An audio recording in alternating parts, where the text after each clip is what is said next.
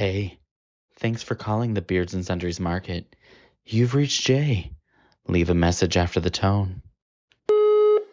Hey guys, this is Mike from Oklahoma City, and I'm nuts for your podcast. I just wanted to say I really enjoyed your podcast on the testicular cancer, and I am so lucky to have been able to actually enjoy one of the 5 balls. Personally, 10 out of 10 would recommend. So delicious. Thanks guys. Keep it up. Literally.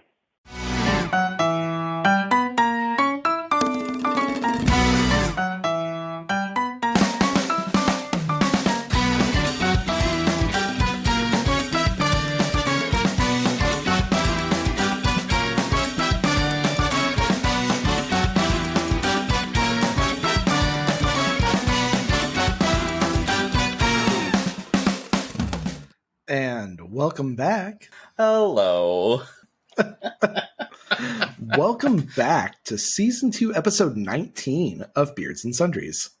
19. Ah, nuts. I can't believe we're this far. That's right, guys. It's time for this season's 19th lunch break here at Beards and Sundries, the shop where 3 gay men with beards do inventory on a new sundry item in each episode.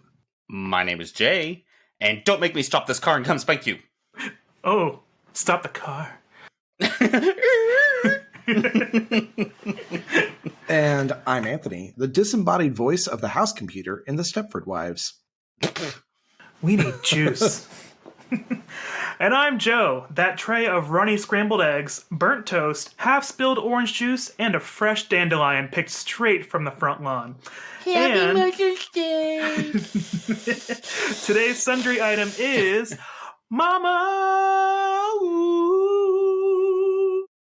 I meant to make you cry. Sometimes wish I'd never been born at all. Just like you said, just like you said. Ooh, changing the lyrics. 'Cause nothing really matters. That's right, Beardos. Today is Mother's Day, and we thought it would be fun to chat about some influential moms from TV and movies that stick out to us. We have each picked 5 moms that we would like to discuss, and whether or not we'd want to have a Sunday brunch with them. Feel free to let us know if you agree or disagree, and later on for game time this week, I have brought back a classic. Yay! Fantastic. But first, how about that voicemail? Tea. Okay, Mike. Okay, Mike. You're going to have to write into the email address to let us know a little bit more details about the ball you had. Tea. Shut up. It's been so long ago, but tea. Oh, back before, whenever you had 2, and the long, long ago, in the before times? This one witnessed that there was 2 down there at one point. JD had 2 balls, and now Jay has 1 ball. I've reduced syllables and testicles. It's really just streamlined the whole process. Just really amped our synergistic management. Just really helps our bottom line. Bottom line. 1 ball to rule them all. Listen, I'm all about efficiency. My degree specifically focuses on project and process management and finding the bottleneck. And I was like, 2 testicles is causing me a lot of issues, so I'm just going to do 1 now. The whole job can get done with 1. Same pay. Well, Joe, can I find instant pancake mix in the sundries aisle? Yeah, I think so. But that is because if you are new to our show, and if you're wondering what the hell a sundry is, the term comes from an old English word meaning odds and ends. Now, today it's used mainly in retail as a way to group together items that don't typically have a group of their own. So, as 3 very mother-loving white gay men with beards, we are using the term to group together the wide range of topics that we cover. Fantastic. Wow, what a mother of an intro. So, guys, do you have any influential moms that you've seen on TV or somewhere that you want to talk about today? I thought it'd be fun if we could go in like kind of a rotation, like we'd each do one at a time. Love it. Yeah, Ooh, yeah, let's do. for sure. So who wants to start? I think that Jay should go first since he was the most recent one of us to touch a vagina. Okay, that's fair. Oh, thank you. Well, it's nice to be the youngest. One of my most influential but baddest moms is, I don't know if you've ever seen the movie Serial Mom. I almost put her. Oh my here. God. It's Kathleen Turner, and she's playing this character, Beverly Sutphin. Of course. And I mean, I should have looked up the cast and wrote this down. Cast of Serial Mom. But the film has John Waters, Justin Whalen, Matthew Lillard, Mm-hmm. Sam Waterston, Joan Rivers makes an appearance, Suzanne Summers makes an appearance. I mean, it's kind of a little bit star-studded in something, but while it's not a really good mom, I fucking love her. I'm gonna say spoiler alert, even though it's an early 90s film. We might as well just drop a spoiler alert on every episode at this point. Joe, have you ever seen it? I feel like I have, but it's been years. So, if anybody's ever a SpongeBob listener, her neighbor is also the voice of Mrs. Puff on that show.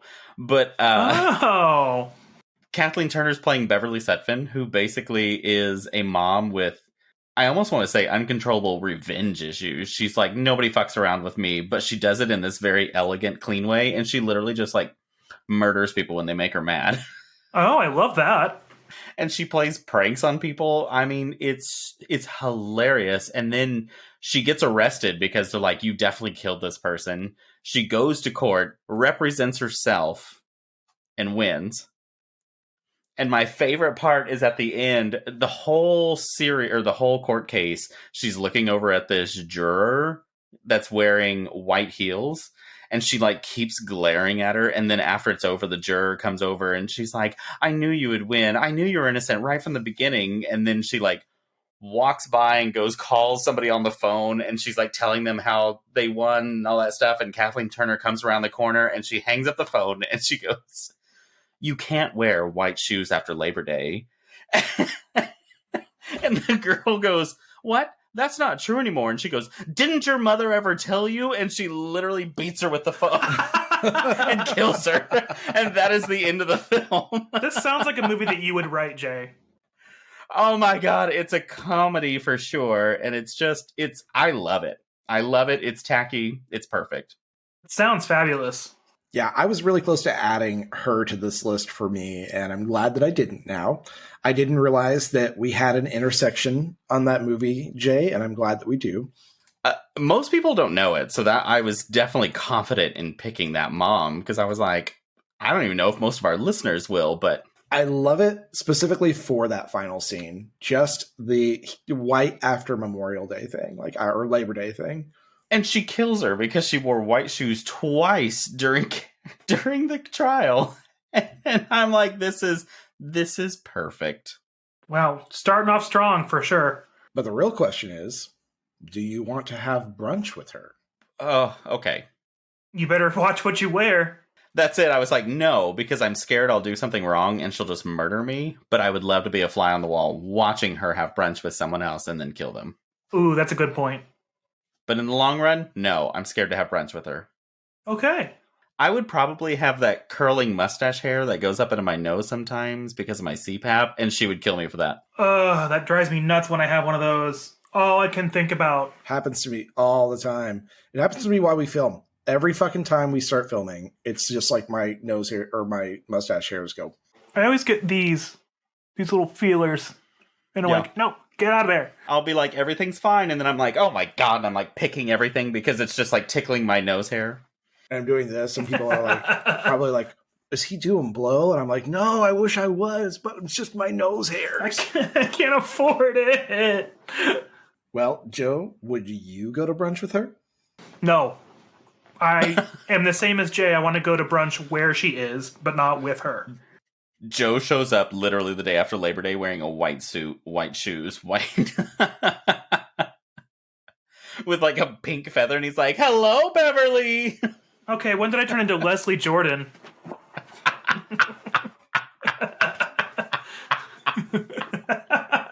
Just now. Just now? Okay, cool. Yeah, thank you. It's a great site.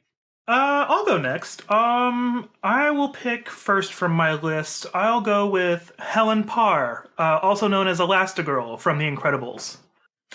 Yes. Played by Holly Hunter. Amazing voice actor. She was so good. Serious question. Do we think that she just, like, opened her vagina up and popped those kids out or not? I feel like she just opened up the door and they just strolled out, like twirling a cane. Like, they just had no trouble. Or she, like, faked it just to... How do you... Like, maybe she faked it a little bit at the hospital because they're supposed to stay hidden, right? Or do you think she had... Like, they gave birth at the government complex? I don't know. What happens when you try to give her a shot? See, these are the real questions, Pixar.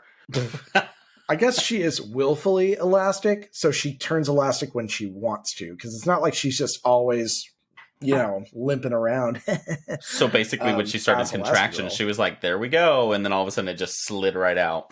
There's two possibilities here. She was at the hospital and she had to fake it to protect her identity, or she was at the government complex where they all knew about it and they were just like, ha ha ha, like it's a big joke, and she's just like, okay, it's out. Ha ha. So they're at the government complex and they set her down on the ground on like a cot mattress, and in this giant racquetball room that they've taken and they've measured out yard for yard all the way to the end of the room, and she has to launch the baby as far as possible. It's for science. It's science. Also, even though she's elastic, she still has that Pixar mom, the look. Do you think that she does that on purpose? Do you think she actually has like a small ass if she's not using her powers? Maybe, because I don't know what Robert's into, so maybe she does it for him, which, I mean, she's the real hero for that. Maybe she does it for herself. She's got that dumpy. That's true. That dumpy. She got the dumpy. But yes, I would go to brunch with her, because even if there was a wait, she could turn into a table, and then we wouldn't have to wait for a table. I go to brunch with her. I just want to see what she gets like whenever she has like 7 mimosas in her. Oh yeah, that's another fun thought. Oh my God, yes. I mean, like, she'd like reach across the room to grab another mimosa off a tray, and like, you never have to wait for another round. Or she just keeps grabbing drinks off other people's tables when they're not looking. She like stretches her neck out to the bar and orders from the bar directly, and then just reaches up and gets them. She reaches out her neck to the bar and just drinks from the bar, like. I would have brunch with her too, though. Sounds fun. Oh, 100%. Okay, I'll go next. The first mom that I have on my list is none other than Beatrix Kiddo. Ooh, damn! I didn't think about her. She is in Kill Bill, Jay, because you're looking a little... Oh, yeah. Okay. She's the bride. Yeah. I was like, I know that name. Why is that name so familiar? Beatrix Kiddo. Here. Just the most badass mom. I love revenge stories, and oh my God, Kill Bill is the epitome of a revenge story. I just love that the first thing she does after she wakes up from this coma after, several years, is just murder people. I mean, she is part of the Deadly Viper Assassination Squad. You don't forget that set of skills. That's what I would do. I would probably murder people after I woke up. I love in the second film at the beginning where she's like, I went on what they called a roaring rampage of revenge. I roared. I rampaged. And I got bloody satisfaction. like a fourth wall kind of break, but it was so good. She does it, and she's like, but now it's time to kill Bill. Hi, Bill. Bye, Bill. Gonna kill David Carradine. Gonna make it look like autoerotic asphyxiation. No!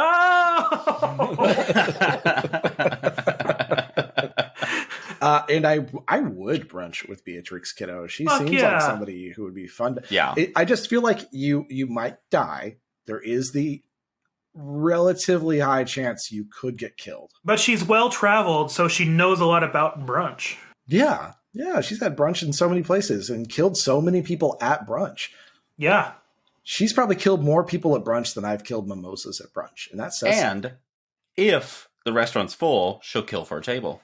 Oh, didn't even think about that. Definitely, I'm set. I'm going to brunch.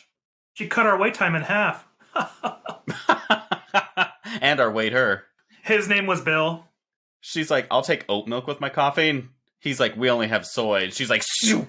Hi guys, my name is Bill. I'll be your server today. Wah, wah, wah, wah. Beatrix, not that, Bill. she's waiting to order another drink and like her water's empty, and then another waiter or waitress walks by and she grabs them by the hair and slams their face on the table. She goes, "Where's Bill? Where's Bill?" And then your waiter comes back with your bill. Bill, here's Bill. I'll be your cashier whenever you're ready. All right, moving right along, Jay, who's your next mom? Well, my next mom is Lucille Bluth from Arrested Development. Oh, yeah. That's a good one. And that is played by the late Jessica Walter. And I specifically chose her because I just love her shit-talking rich woman antics. Look at what the gays have done to this country. I also love her in Archer because they essentially just animated her. Oh, yes. I forgot. I love her as Archer voice. So maybe I should just say Jessica Walter as any mom. Yeah, essentially. That's true. She plays a great, like, non-loving, uncaring mother. She's basically that mom that, just like, you're supposed to fend for yourself and I had you and you should just love me because I'm your mom. I love that gif where they're talking to her and she just slowly closes the door on them like... And that is me, especially when somebody comes to my door. I'm to the point where I'm like, I don't want it. And yeah. And the way she just talks shit all the time is so perfect too. Or the time that Jehovah's Witness was coming to my door and I looked them in the eye because I was walking through my living room and caught them walking up my sidewalk, and I literally just shut the door and locked it and then walked past the window that they could see me and just kept going. Yep. Hell yeah. I'm like, no, I'm not going to deal with this. If you want to talk about indoctrination, this is the epitome of it. Would I do brunch with Lucille Bluth? Absolutely, because the trash talk would be top notch. Yes, definitely yes. It's a banana waffle, Jay. What could it cost? $10? Gay Law 101, always go out with a sassy older woman. You order a banana waffle and a banana mimosa, and she just says, "Good for her." And then you drive away, and she just, "Whore!" Yes, definitely yes. Joe, who's your next mom? Oh, I've got a fun one for my second mom. Miss Linda Belcher from Bob's Burgers.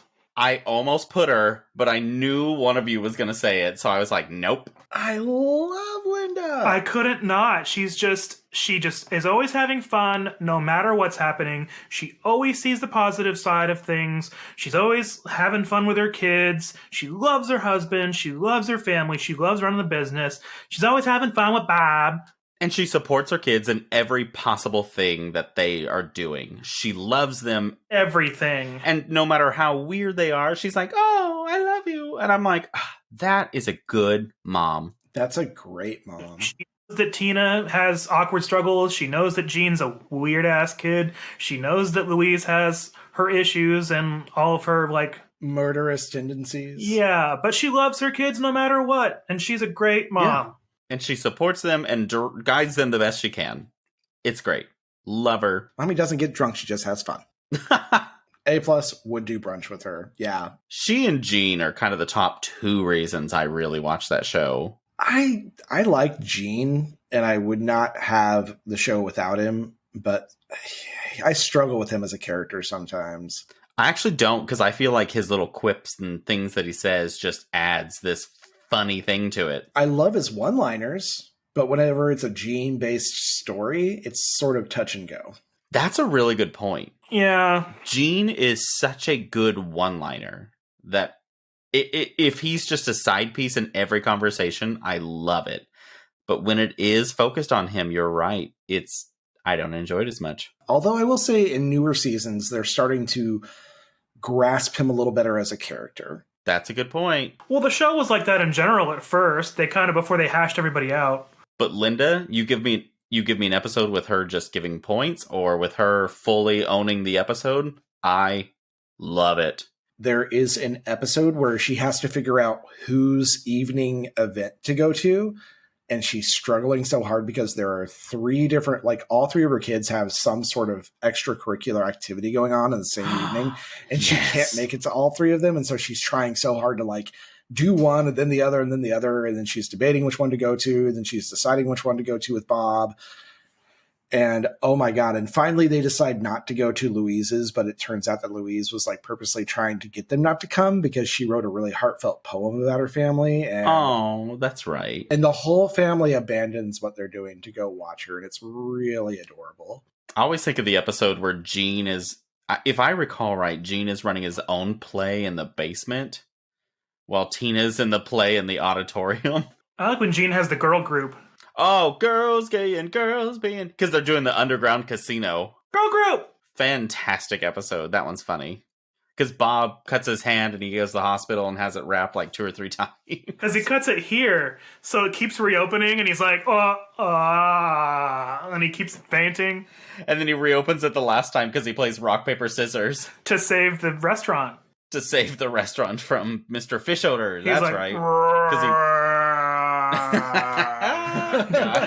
That scene's so disgusting too, but I love that episode. So yes, I would definitely have brunch with Linda at the restaurant, at her own restaurant. Oh my God, I want her to get drunk so bad with me. Anthony, your turn. Oh, my next mom is the iconic Joanna Eberhardt from the Stepford Wives, as played by Nicole Kidman. Yeah. Electroshock, but she's doing great. My therapist said I need enough electricity to jumpstart Vegas. I could do better. God, I haven't watched that in forever. Oh, it's so good. We watch it at least once a year. The very best part about it is that all the actors hated each other during filming. Oh, they did not like filming it at all. Really? Yeah, Jay. There's behind-the-scenes drama behind that entire movie. Oh, it's so crazy, but it's so good. Like, I don't know. It turned into such a, like... It's so good. Tense situation between all of them. Oh, my God. It's so good. It's almost like they were all trying to act better than each other, and that, in turn, made it into a good movie. That's exactly what I was going to say, was that they're competing to be the best. And so it was a competition to make the movie perfect with that specific actor fighting for the perfection. And Bette Midler. Oh, and Bette Midler. And that's who I always think of as Bette Midler. Yeah, because I was thinking of, like, putting her as the mom that I picked. But Joanna is such, like... She's just such a great character. I also love the scene where she's in the men's club and they're all talking about which technology companies they worked for, and the guy's like AOL, and she goes, is that why the women are so slow? But it's so fast that she's just like, is that why the women are so slow? And I'm like, okay, spoon fed, but still it's a great jab. It's funny that you said Bette Midler in this movie, because my brain almost picked Bette Midler at one point for her character in First Wives Club. Oh yeah, I was really close to that. Because I was like, I love her in that. I watched this movie with my grandma when I was staying at her house and she had a shoulder replacement. I was just helping her out. And I forgot about the pine cone on my vibrator scene. She goes, I'll just have a pine cone on my vibrator and have a really Merry Christmas. And I stopped and I looked directly over at my grandma, who burst out laughing. She's like, there's a whole section about Hanukkah. This isn't quite related, but I did have a moment where it was my grandma and my grandpa, when he was still alive, that we watched Shallow Hal. Oh, and I'm no. like, this is a fine movie. But then there's the scene where they're about to have sex and she peels off the underwear and throws it at him. And it flips to the scene where it's like this big underwear that hits him. And my grandpa was so like shy. And I remember just being like, and I look over at him and he's got like these big eyes and he's looking at me and I was like, you don't see anything, I swear. And he goes, you're like, what do you think of that, Gramps? Gramps, you have kids. He looked over and you're like, is that why the women are so slow? So we watched that one night, and then the next night we watched First Wives Club, and it was such a pleasure getting to introduce her to both those movies for the first time. Oh, man. To introduce someone to First Wives Club would make me happy. I wonder if my boyfriend's seen it. If he hasn't, we need to come down there and watch it together, because I love that movie. It's a classic. So, would you guys have brunch with Joanna Eberhardt? I feel like it would be a very smart, high-powered brunch, and I'm here for it. Yeah, I feel like you'd be able to get like a whitefish salad bagel. Yeah! I'm going to say no. Oh. I'm a no. Because I want to just get drunk and not care, and I feel like I'm going to have to be proper and caring there. She's going to get drunk. She's going to take benzos and like drink Yeah. champagne. That's true. She's going to get drunk and also pass out some meds probably, so think about that. And she's on that good shit. She's probably on, like, perks and, like, hydroxys and all kinds of crazy shit. Yeah. I'm going to stick with no because I'm just going to be an opposite. It's too fancy and I'm out, even though she's got the drugs. Give me the drugs. Give me the drugs. All the drugs. And the hugs. Well, Jay, who is your next mom? I chose Marge Simpson from The Simpsons. I almost picked Marge too. Yes. She was on my list at first, and then I changed her up. Yep. So she's who I replaced Linda with because I was like, I know one of you is going to pick Linda. And I love Marge. She's got this very gruff voice, but even though it's so rough, it sounds so caring mom, everything she does. She cares so much about everyone, even though her family's a mess. She knows her family's a mess, and that she still just cares so much about them and is so nurturing and supportive, even though she knows how fucked up her family is.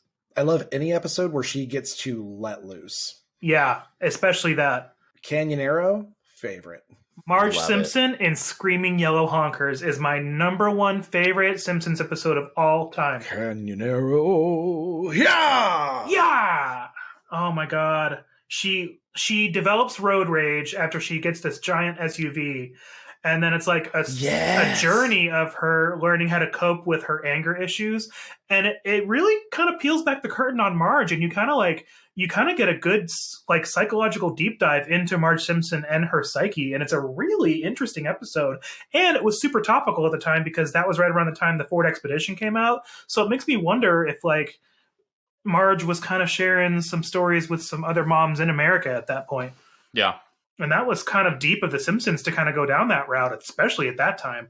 Out of my way, nature. Yeah. Out of my way.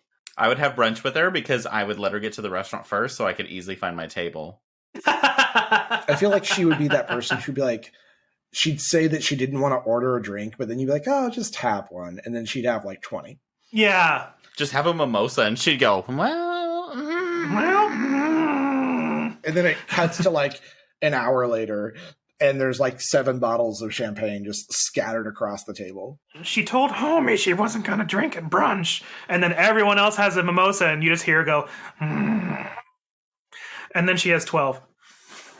Yeah. And she sounds fun. I love her. Yeah, I definitely would too. I would as well. 100%. Well, Joe, who's your next mom? All right, for #3, I went with Roseanne Connor from Roseanne. Okay. Yeah. From Roseanne, not from real life.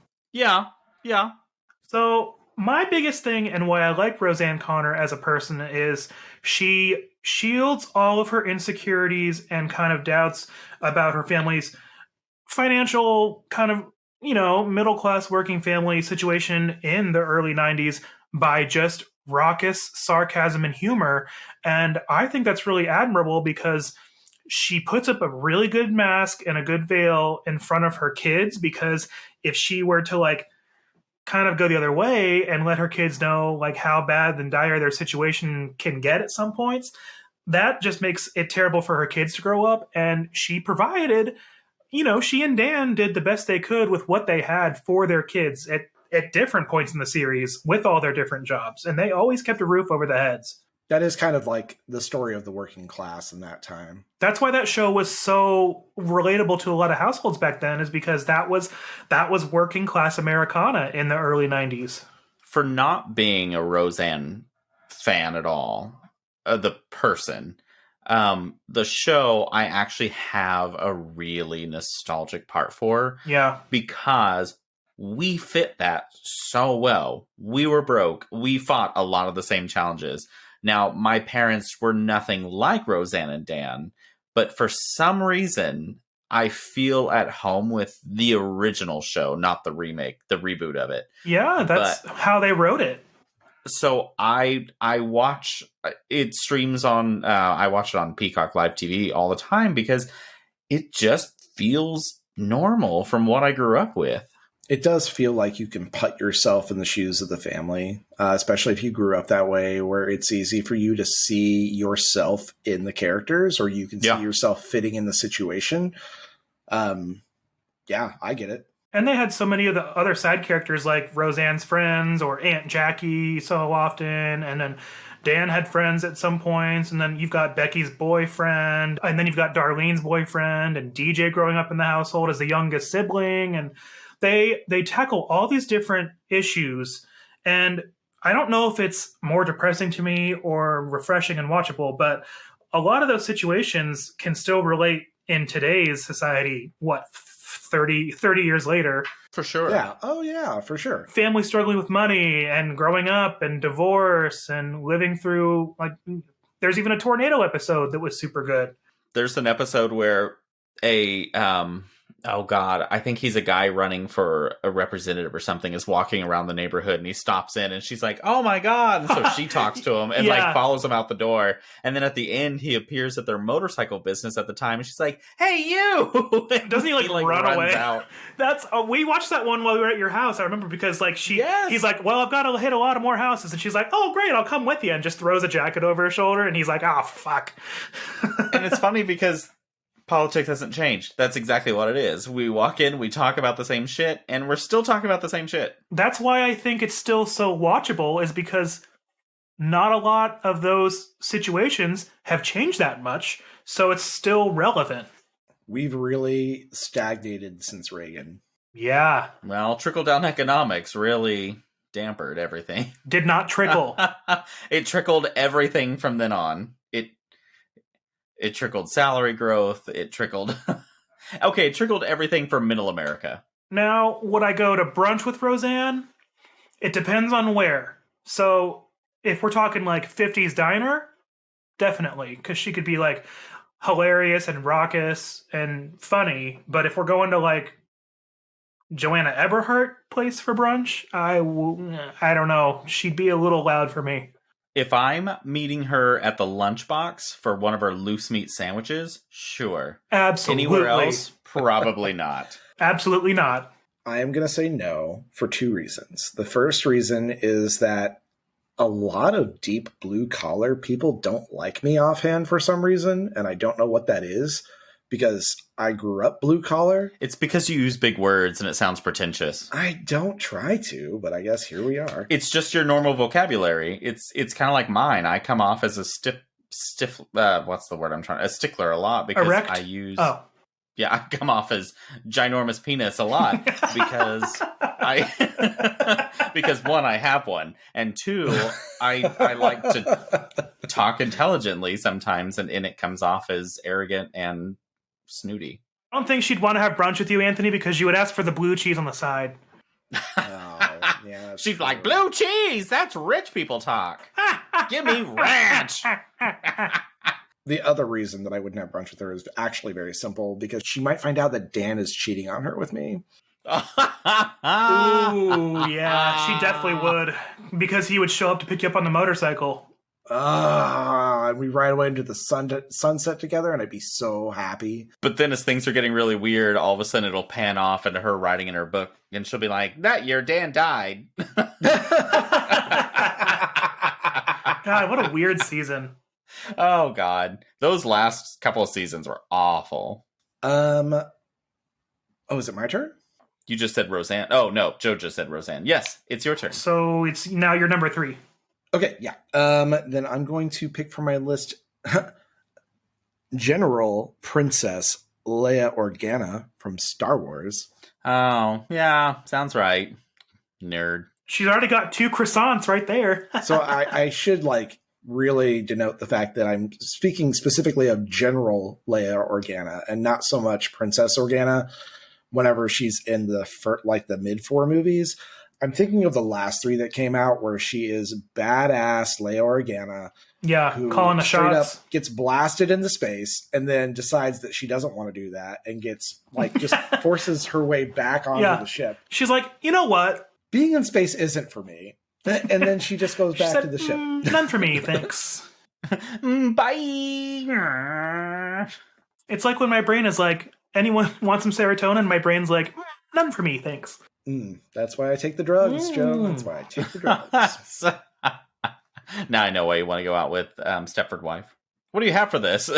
I'm always in envy of people who take things like Xanax, where I'm like, you know how long it took for my drugs to even do anything for me? I can't get immediate satisfaction. I have to like wait weeks at a time for things to work. It's because you're so big. I'm sorry, what did you just say to me? Sorry, I was meaning tall. That came off sounding way ruder than I intended. Wow. Jesus fucking Christ. I hope Leo Organa flies into your fucking house and kills you. She's going to send you into space, and you can't change your mind. That would ease up a lot of problems in life. So, but sorry, I meant so tall because the medicine has to go up so high. I'm gonna dig myself into a deeper hole. Anyways, and I definitely do brunch with her. I feel like it would be, although I think it would be weird. I don't know what kind of food she eats. Space food. I would probably continuously say, let's do brunch sometime. And then the millennial approach. Yeah. You'd be like, hey, you look a lot like Carrie Fisher. She'd be like, I get that a lot. The one who sleeps with George Lucas. Said it would get me a big deal. Yeah, I'd probably skip out because I feel like she wouldn't like me. I get it. I know Star Wars isn't you guys' thing, but I'm hoping some of our weirdos like it. Yeah, it's kind of one of those situations where, I don't obsess over it. It's okay. Jay, who's your fourth mom? Hi, Jay, number 4. Kitty Foreman from the 70s show. Good one. Because I think she's just funny, she's sweet, and I never forget the episode. It's kind of near the end when Eric's leaving, and she snaps, and she's yelling at Red, and she's like, my baby boy's leaving. I won't be able to do his laundry anymore, or something along those lines, right? Because she was supposed to spend the summer with them, but then he was going to go spend it with Donna instead. Yes, and all of a sudden she's like, now what do I got to do? And he's like, well, we could go to a car show up in Kenosha. And she goes, a car show? A car show? I don't want to go to a car show. And she like yells at Red. She's like, I want to hang out with my baby boy, dumbass. And then stomps off. No, I don't want to go to a car show in fucking Kenosha. Because she's just so... When she snaps, it's just so funny. But then she's got this cute, naive laugh. And then the scene when she runs downstairs for a cigarette. And she's like, statistically, 1 out of 5 teenagers smoke. 1, 2, 3, 4, 5. One of you has a cigarette. And she's like, I'm going to close my eyes. And you're going to put it. And then like one of them puts it in her finger. And all of them light it for her. Yeah, I love her cute little kitty voice and the way she handles things. Just like she's always so put together, and nothing ever phases her. I love it. But when she snaps, it's perfect. When she snaps, it's incredible. But she snaps at the right times. Like, she doesn't just snap anytime. She snaps when pushed, just That's like true. Marge. That's and so true. I respect them for holding it together and then finally just like not putting up with shit whenever they've been pushed too far. Yeah. And I really respect that her brunch drink of choice is probably a tequila heavy margarita. And I want to make her laugh. I want to be that table at brunch where people are like, oh my God, they're so loud, because she just laughs.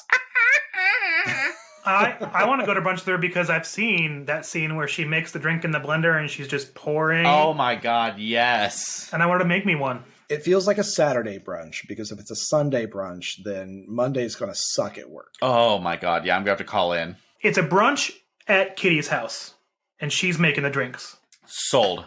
She also made the food, though, because she cares. Yeah, because she cares. So yes, brunch with her. Yes, brunch with her. Yeah, I'd say yes, too. All right, number 4 for me, I went with Lois Griffin from Family Guy. Yep. She's crazy. She's up for anything. She's not afraid of anything. And she's very, very, very smart. And she likes having sex with fat guys. Not me. But, you know. It's that one episode where she's like getting back together with Peter. And she's like, maybe I like having sex with fat guys. Maybe I want to have sex with a fat guy right now. And he's like, oh. I just think of a more recent episode where she's like, Peter! When he's about to have sex with Babs. I also really enjoy the the episode where he's doing the marriage counseling tapes. Oh yeah, they have like the sexy times on them. Get out! This is the part just for the men. I love that Lois's first reaction is to like, why didn't you tell me? And then like going You in should and have reading so told much me. into it. Yeah, that's what it is. He just rewinds it over and over again. Yeah, she's like literally on him, and he's watching the screen rewinding You it. should have told me. You should have told me. You should have told me. You should have told me. And that's just it. Their relationship is so dysfunctional, and it just, on paper, it makes no sense at all. But she's just ride or die. She's always there. She loves Peter. She loves her family. They've been together 20 years. Just whatever. And I'd go to brunch with her because I feel like she'd know some real crazy shit being a Peter Schmidt. So I want to go see what she knows about brunch and what kind of shit she would talk about. Oh, she would get so drunk and so fun. I also feel like Bonnie would be there, and I want her to be there too. This mimosa's so fucking good, Lois. Oh, okay. Wow. Okay. Wow. I can't stop thinking about that part when we were at that restaurant, and you said something about a movie, and Frank just goes, "That movie's so fucking funny, Lois." Just under his breath.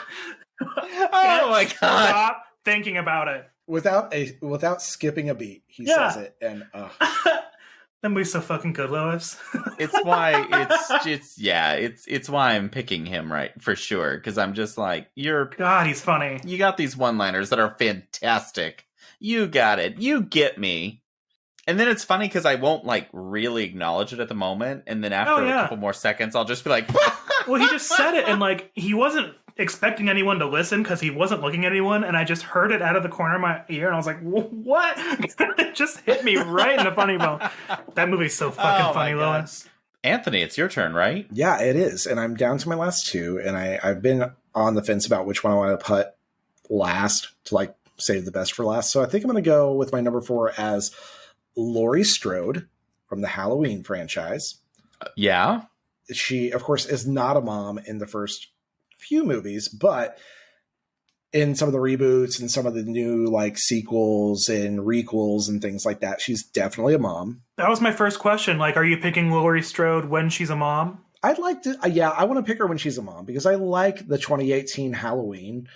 She's off her fucking rocker, and I dream of the day when I could be so independently wealthy as to have my own little house, like complex out in the middle of nowhere and have it all booby trapped and stuff, and be able to afford an alcohol problem and not have to work. Man, the trifecta. God, it's one of those terrible, like, pick two problems, the triangle. You have to pick two things. Also because she's so protective of Judy Greer and her granddaughter. I think it really boils down for me to the very end of the first movie where Judy Greer is in the basement and she's down there with the rifle. She's like, I can't do it. I can't do it. I can't shoot him. I can't do it. And he steps up to the top of the landing and he looks down at her and he stands like Michael always does. And she goes, gotcha. And then shoots him right in the face. Right in the tits. Also, I go to brunch with her because she you know what? I wouldn't go to brunch with Laurie Strode. She'd probably make me pay. So, yeah. And I don't think I'd do brunch because I have this thought that Dr. Loomis will like run up to me and be like, he's escaped! And she's always turns into this panic mode. And then like there's Michael Myers standing in the back of the restaurant staring through a door. And I'm like, what the fuck? Now I'm gonna die because I'm this little side character in this film that just started. I had the same thought. I don't want to go anywhere with Laurie Strode because Michael's gonna find us. I'm not trying to be there. Always gonna be there, fucking shit up. And I'm just like, no, I don't want to die today. Maybe tomorrow, not today. He's gonna stab me in the back and carry me down the hallway or whatever that nurse did. I don't remember. He's gonna hit you with a flesh-colored wrench in his hand. So we can all agree that none of us want to eat brunch with Laurie Strode. You two because you want to be alive. Me because I don't want to foot the bill. That sounds correct. We see life differently, Anthony. It's fine. Yes. Very different. All right. Are you guys ready for my top mom? Yeah. Who's your very last top one? My very favorite top mom. It is the mom, which has no name, from Dexter's Laboratory. Oh, yeah. She's perfect. She's cute, and She has she's the always gloves. very there for the family, and she wears the same thing, and she's a germaphobe, and she's just like, kids! And she takes care of them, but she's crazy. She's fucking crazy. And she always walks on her tippy toes and those heels. But then there's that episode where she's in the two-piece swimsuit and you're like, whoa, what young animator from Pixar is doing their first job at Dexter's Lab? Because she is thick. Well, I don't know why, but I always think of the episode where her and her husband drink coffee, and so like they come out of bed and they're in like their robes and they look dead, literally like monsters, and then they drink coffee and they're like, ching! And she's like, do, cleaning the house, immediately dressed and everything. It just, I love her. That's me at work until I get my second cup of coffee. I drink a Celsius now when I drive to work, and so by the time I reach it to the office, I am A-okay. So anyways, I would brunch with her hardcore because I just think she would be so fun. I would brunch with her because I think she's just so out there and crazy. And I want to see her in real life. Yeah, exactly. I agree. I would do that. I almost watched that show just for her. Well, Joe, who is your top mom? All right. I saved a pretty good one for last. I went with Sarah Connor from Terminator. I was close to adding her to my list, too. Yeah. I think that she started out nice and innocent at the beginning of the film, but then she turned quickly into this badass kind of bitch. action hero with very little training from some mystery man from the future who becomes the father to John Connor. Who also shows up nude in the film. Yeah, he does. And so does Arnold Schwarzenegger. And if you pause it at the right moment when he's walking towards that biker gang in the dark, you can see it. You bet your ass I, as a teenager, watching any of those films where any of those people showed up nude, because I also think in the second movie, that cop guy, I thought he was hot as shit. And he also showed up nude. Are you talking about the T-1000? Was that what it was? Cast of... The one who played Doggett from The X-Files? That seems right. Yes. I didn't think he was hot. You thought he was hot? Oh, damn. I thought he was so hot back then. Well, it's Mother's Day. Hey, Mom, you love The X-Files. Did you think Doggett was hot? Let us know. See, I only loved him in Terminator. I didn't care for him in X-Files, but for some reason... in Terminator, I don't know what it was about him, but he was sexy to me. And now that I'm looking at pictures, I'm like, wait. Like, what was that other one that you thought a few months ago, and it was the guy laying in the bed, and you thought he was hot, and we were like, Jay, what the fuck? No, it was the guy from that stupid Ghost movie, and it was played by Liam Neeson. Liam Neeson, that's right. I thought he was so sexy as the ghost in High Spirits, and now looking back, I'm like, ugh. I look at that picture and I was like, no, Jay, what the fuck? It's also like when I was a teenager, I thought that gay porn star Girth Brooks was so hot. And now looking at him, I'm like, wait a minute. He's not ugly, but he's not hot. Yeah, nowadays I'm just like, your taste has changed quite a bit. So back to Sarah Connor. Would we have brunch with her? I would have brunch with her as Sarah Connor at the end of the first movie, but not as Sarah Connor at the beginning of the second movie. I would say, have brunch with me if you want to live. That's it. I'm opting to not have brunch because I know that she's gonna know that the Terminator's behind her. She's gonna duck, and I will absolutely get shot. And what if she thinks I'm a Terminator? Why is my life at risk at all of these brunches? What the fuck is going on? I have bad news. It's about to get worse. Sarah Connor may be another one of those people that I'm like, yeah, sure, we should do brunch. I'm busy this weekend, but let's talk in the future. Oh, shut the fuck up. So I feel bad because that's actually been the truth recently where people are like, we should hang out. And I'm like, we should, but I'm busy these next few weekends. We should hang out and I'm busy till 2025. All right, Anthony, who's your top mom? Well, unfortunately, I don't know that you guys will want to have brunch with her, but my top mom is Ellen Ripley, played by Sigourney F. fucking Weaver. I thought you might pick this one. A lot of people forget she's a mom, but even in the first movie, she is canonically like a mother, and she has left her daughter behind, and she thinks she's going to make it back for her 11th birthday. Yeah, What a fucking badass mom she is. that's true. Yeah. And then it's mom to mom combat that whole movie, right? The second one, that's Aliens. Oh, that's Aliens.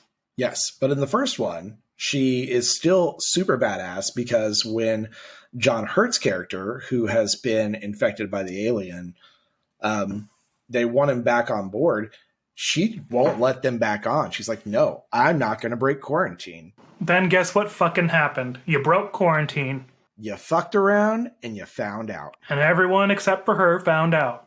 I'll be honest. If you pick any character that Sigourney Weaver plays, I'll go to brunch with her. I don't care. Even if it's Ghostbusters where she's possessed and she's floating, I'll be like, sure.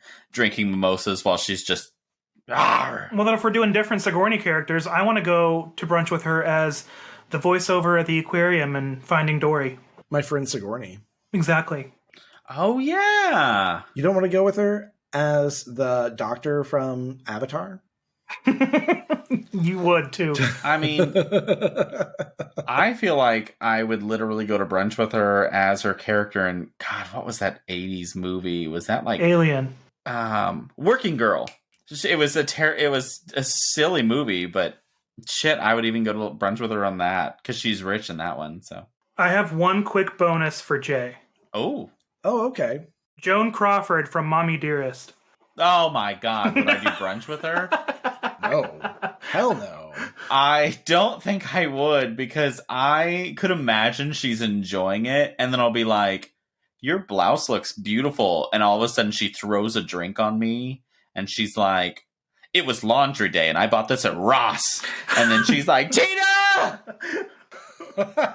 Give me the axe! And then she kills me. That was exactly the bonus I hoped for. Jesus.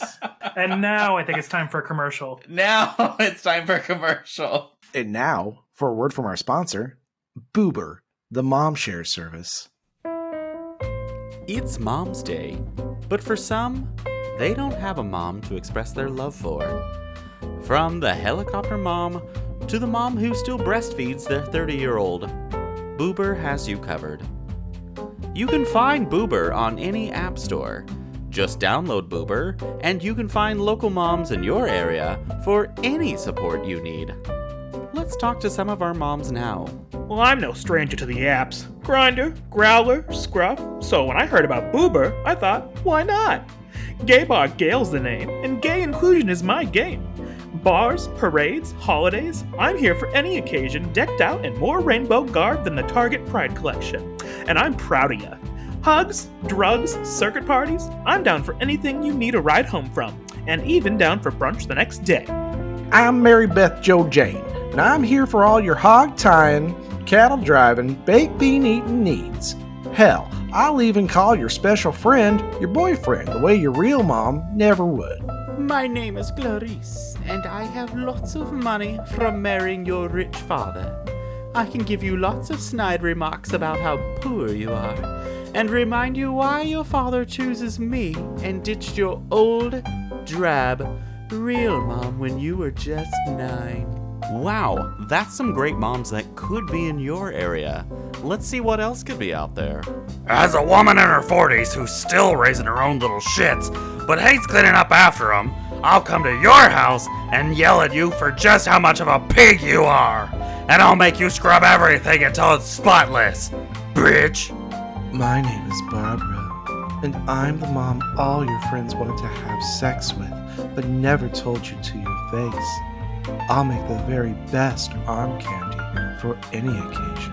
Well, I'm T-Ball Terry, and you can car hop right into my Dodge Caravan because it's been to every sports game under the sun. But don't take a sip of mommy's juice, it's not for you! Buckle up, and we can go anywhere you need, except for the concession stand because it's a ripoff. Yeah, you heard me, Linda. No paying $2 for a Twix bar for my perfect angels. I brought all natural fruit snacks and liquid IV, and there's enough for the whole team. So download Boober today. We have a mom for every kink. I mean, whatever you think you may need in a mom. Boober. Download it now, you naughty boy.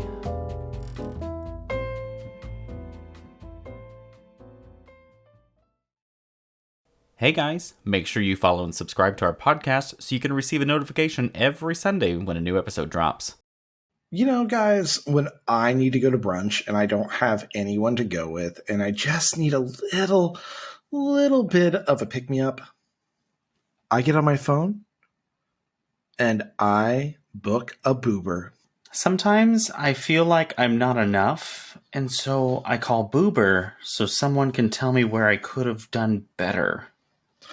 And so it really brings back the old feeling of, you aren't good enough. Thanks, fake mom. I think you're using the mom share service the wrong way, Jay. Oh. Oops. You're supposed to, like, get the things that you didn't get from your mother whenever you were growing up. Oh, tee.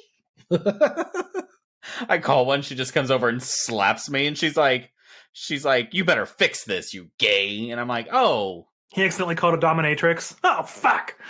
She's a Christian dominatrix, and she, like, whips you in the butt. She goes, you're on the hell for that. I am looking for a female Christian. Oops. Oh, God. That's supposed to be a halo, not a cock ring. Why are you putting it down there, boy? She steps on your nutsack. Ow! Boy! Sorry, I think I called Grandma. Don't use the cross that way. No, don't use it that way either. Thanks, Boober. You're the premium mom share service. You're just a breast. Does anybody have anything to check out this evening? I have one this week. Yay! Well, guys, this week I have a TikTok channel that you guys already know about, but I don't know if everyone knows about it, and you should. This is she's a really funny gal on TikTok, and her name is Broadway Barbara. Oh my God. What she does is she has this gray wig that she wears and these classic clunky dance shoes that she wears and tights and a black leotard, and she does these classic dance moves, and she talks like this the whole time, and she talks about Fosse, and she's talking about old shoeless Joe and doing crotch moves and hinge swipes, and she just does all these crazy, like, old-timey movements, and then it's just so wacky but also funny because she is just so quick. And I don't ever remember them, but she always has this, like, little quip of a story back in the day. Whenever I was hanging out with Jane Fonda and blah, blah, blah, and she, like, spits out something stupid.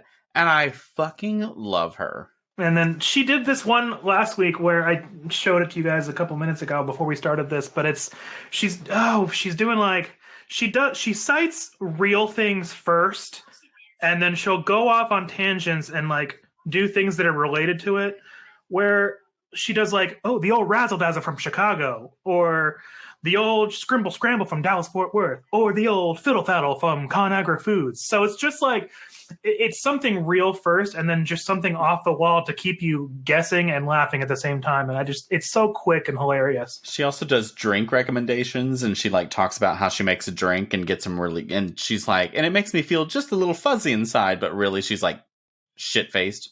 Like, I love her. She actually does shows in different cities. She has a traveling show that she does. Yeah. You can go through her TikTok and she performs live. She does her character. Probably nowhere close to us. Every time I've looked, they've definitely not been near us, because I would go. Oh my God, she's so over the top.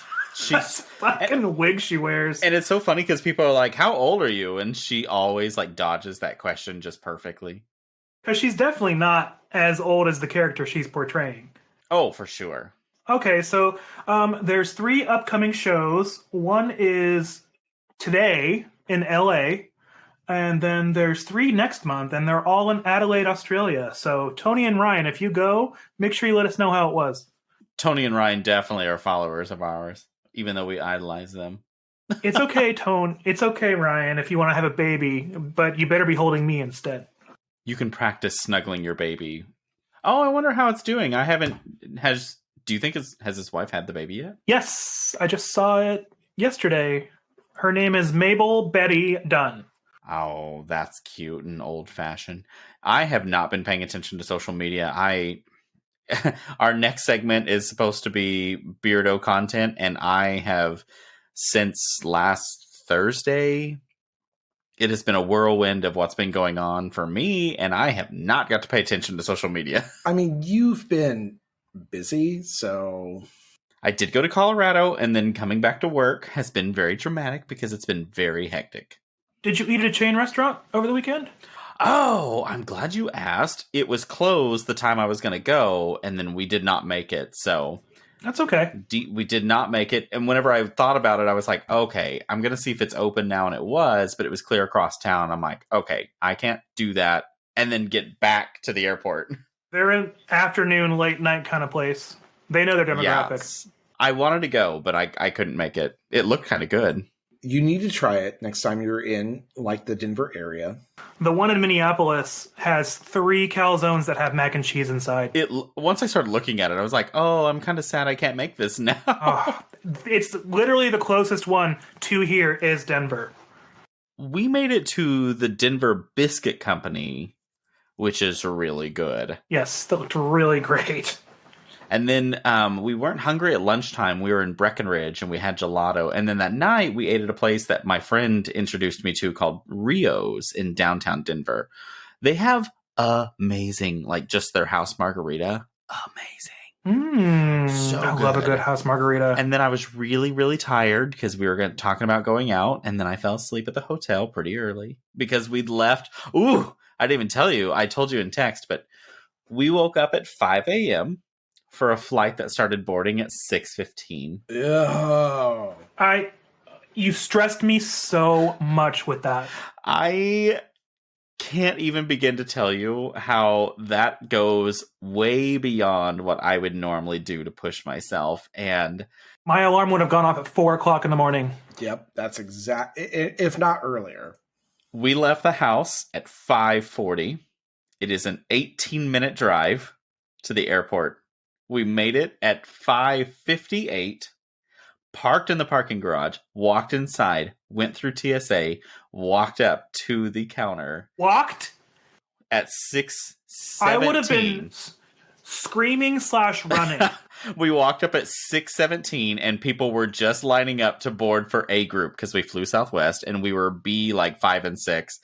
And no. So then, get this. We're standing there, A group standing there. They're taking a little bit to board. And my boyfriend goes, I really want a smoothie, which is right across. And he goes over and gets 2 smoothies. And he walks up to me right as it's time for B group to start standing up. Oh, my God. That is so chaotic. And we made it perfect. We made it perfect timing. And my anxiety level was high, but nowhere near what it used to be. And I was pretty impressed. I don't really want to do that again, though. In Colorado coming back, we were there at like 7 when our flight was at 9:45. That's more like it. You know that run that Kermit the Frog does when he's like manic and his arms are flying? That would be me, like in Home Alone when the whole family's run, Rudolph, and like that's me all the time at any airport. And Anthony can attest to that. As we're driving to the airport and I'm trying to pretend that my anxiety is not like about to jump through the roof, that's the scene that goes through my head, is that my poor boyfriend is going to be running behind me as Macaulay Culkin trying to put batteries in something, and I'm just like, ah! I feel for him now because if we ever travel together, Anthony and I, you know those ladies that speed walk through like an old shopping mall? Anthony and I walk so fast that, like, I don't even know if you'd be able to keep up with us. Oh, no. God, no. I have been pushing myself to not, because I used to be there like 2.5 to 3 hours early, and I've been pushing myself to not be that crazy. But I have to know where the gate is. Once I find the gate, I can kind of like, okay, well, let's sit over here. It's a little farther away, and we can kind of post up. But I want to know where the gate is. I want to know about every unforeseen circumstance that could possibly happen to me. There's one time I was flying to DC on American, and I got there 2.5 hours early, and it has forever ruined me to flights because there was this giant fucking line at 5:30 in the morning to get our luggage checked onto this flight. And people were trying to cut because they were afraid they weren't going to make their other flights that were happening in American at the same fucking time. And this is out of Tulsa. see, and that's happened to me twice, where once we were still early compared to Oklahoma City. It was in Seattle, and the TSA line was long. And we got up to our gate right as they were about to do C Group, which we happened to be seaboarding for Southwest C Group. And so we got there on time, but the flight was booked, and they were trying to find people to... That would, like, voluntarily get off? Yeah, and it was the only flight with Southwest that was out of Seattle that day, so we were in a panic. And that stressed me out a lot. And then the only other time that I really got stressed was in Atlanta. Oh, Jesus. Say no more. Atlanta sucks. I was there 2 hours early. I was flying. You'd have to be. I was flying Delta first class, so I got to actually cut line, and I still was in line forever and just barely made it right when boarding started. Anyways, sorry. Joe, do you have our game this week? Whew. Now to bring the energy back down just a little bit, it's game time, and today we have a classic. We're doing another round of Fuck, Marry, Kill. This is Fuck, Marry, Kill, Mother's Edition. All right, so I have compiled 3 fictional mothers, and you have to make the choice on who you are going to fuck, marry, and kill. I'll give you the examples, and then I will go first to let you guys compile your answers. So, first up, we have Mother Nature. Next up, we have Mother Goose. And third, we have Mother Gothel from Tangled. Okay. All right, so while you guys think about this very sexualized round of Fuck, Marry, Kill, I will go ahead and go first. I am going to go ahead and fuck Mother Goose because I feel like I could get a pretty good story out of it. If not a story told to me, a story written by me. A very, very twisted fairy tale indeed. Then I will go ahead and marry Mother Nature because we should all be marrying Mother Nature because she's in dire trouble. Because no one cares enough and Mother Nature is dying. So I'm going to marry her. And then I'm going to kill Mother Gothel because fuck that bitch. She stole Rapunzel away, kept her all for herself, made her sing to keep her young, but then it was super funny at the end when she died and fell off that cliff. All right, so there's my round. Gentlemen, who would like to go next? I'll go ahead and go. So I am going to fuck Mother Nature. Because I feel like that's propagation. That's like to help Mother Nation procreate, and let's just keep things going, right? This is the first time I'm fucking something just for the explicit purpose of procreation. Then I will marry Mother Goose. And that's, I love a good story and I want to get all of them. And then I'll kill Mother Gothel because, like, it's pretty obvious. Like, she's seriously, terrible. fuck that bitch. And that's it. I like how we're all 3 going different here, I think. Oh, okay. Let's hear what you got, Jay. I am going to fuck Mother Gothel. Ew. Because I'm going to bang her right out of that tower. with your tower. That last bang. She's going to fall all the way down. I'll be like, bam! And then I'm like, I win. You're going to be like, wham, wham, wham. Did I say stop drawing? Oh, fantastic. I got banged into the ceiling. And I was like, hello? I got banged in all my portholes. And then I'm going to marry Mother Nature because I love nature and I love nature. So I'm going to marry her because I want everything around me. You weren't singing that tune when your AC went out. That's true. You were not. I love nature until she goes above like 65. And then... There we go. Asterisk. So 69. So I'm going to turn into that controlling husband and I'm like, don't you go any hotter. And then I'm going to have to kill Mother Goose because I don't want to do anything else. You just go ahead and try. I don't want to do anything else. You ever try to kill a goose? Good fucking luck. Because I need somebody else to start writing nursery rhymes. So can we have like Mother anything else but Mother Goose? Geese are scary. They hiss at you when they're nesting. Well, you want a story from Mother Teresa? Yeah, I'll fuck her, but come on. That's got TikTok potential. Oh, fuck her. Come on. Come on, Toots. My laundry. What are you doing after this, Mother Teresa? My laundry. And I'm like, Dying. And then I bang. Dying a martyr. And then I'm like, damn it. And I go bang Mother Gothel out of a tower. This is the prime quality content we set out to produce. Yep, this is it. This is why this podcast exists. I got on Boober and I got Mother Gothel to come over. No. Oh. Call that surge pricing. It's you in Mother Gothel's tower, and it's you guys getting hot and heavy, but then it pans to the outside of the tower, and then all that happens is you see Mother Gothel fly out the window, but there is this giant pink thing between her legs, slamming her out the window. And basically, you're Elastigirl, but with a dick. Elastic? As Mother Gothel lands, it pans over to the brunch place on the corner, and Laurie Strode. Oh my god.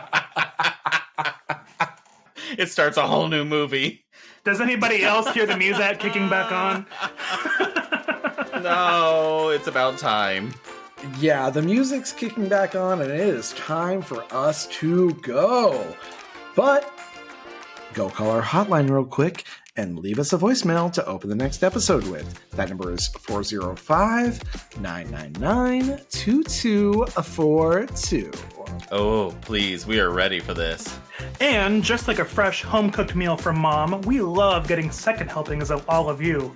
If you'd like to help us out, go and subscribe to our podcast so you can get reminders every Sunday when we release a new episode. We also post frequent updates on all of our social media for any additional sundries that we add to the market shelves. And don't forget to rate us 5 stars and leave a review. We'd love to hear from you, and those ratings are what get us found by more people. We'd be honored if you could help us grow by doing that simple task. Just each one of you telling a friend to listen could double our growth, just like boobs. And make sure you follow us on our Instagram, our Facebook, our TikTok, our Twitter, and maybe if you get on that dirty side of Twitter, you'll see me and Mother Gothel. But please comment and make your suggestions. We want to hear from you. You can email us at beardsandsundries@gmail.com. Mother Gothel, email me. Oh my god, shut up. So, a very happy Mother's Day from all of us, and from all of us here at the Beards and Sundries Market. Make sure to Love yourself. Because most of your moms already love you, and so do we.